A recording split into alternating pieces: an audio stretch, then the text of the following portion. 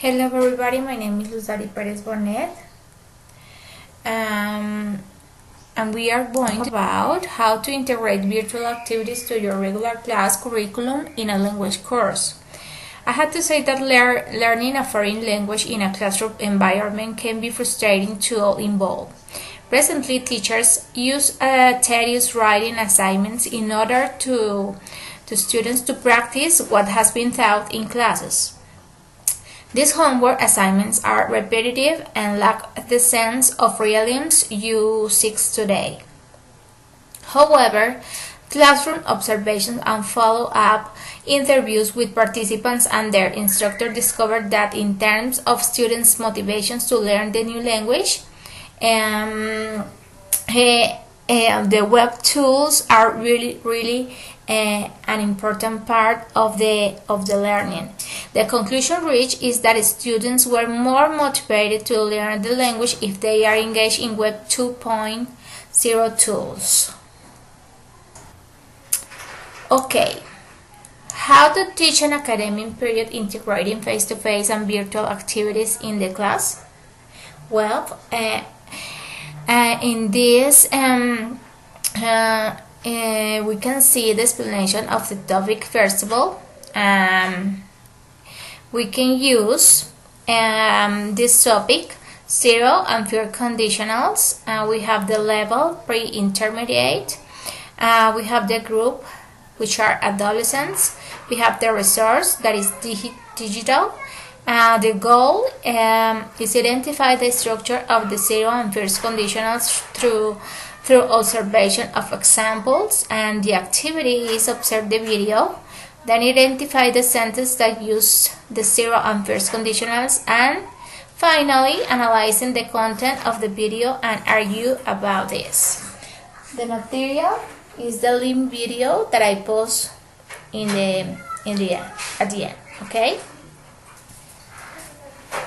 Okay, we have then the reinforcement, that is a summary of the video with key information of the topic. We can see here the topic is the same, zero and first conditionals. The level is pre-intermediate, group adolescents.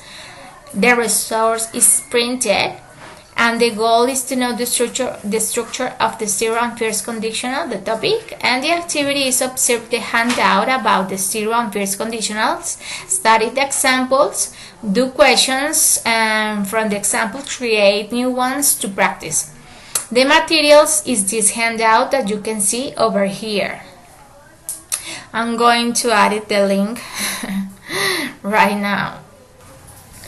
How you will carry out the evaluation of these activities? Well, we are going to evaluate the activity through this evidence, comic, zero and fewer conditionals. For this evidence, the students have to create a comic in couples. They are going to work with a partner, and in the comic they have to include the explanation of conditional sentences, then second, the structure of zero and first conditionals, and finally examples for each of the two types of conditionals study. Here we can see an example. This is a link where the students can find a type of comic, so they can have an example they can create the comic for themselves. Okay. If the student presents the comic, they are going to approve the evidence. If they don't, they are going to disapprove the evidence. So they have to present it again. Well, I presented three resources, comic, handout, and video, taking into account that the adolescent brain is social and requires interaction in order to develop properly. That is why I chose the comic, the handout, and the video, since they are didactic resources that helps motivate the student to be more involved in their training. The comic is an excellent medium through which students can study and investigate different school subjects, and video is one of the resources that can be exploited due to the audiovisual impact it has.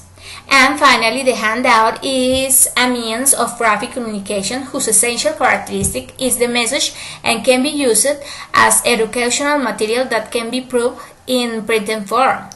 We must not forget that current generations are growing in an environment of much color and dynamism in the transmission of information.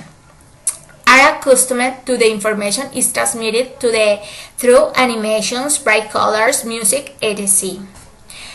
Well, that's all. We can see the references here, and thank you so much for your attention. See you next time.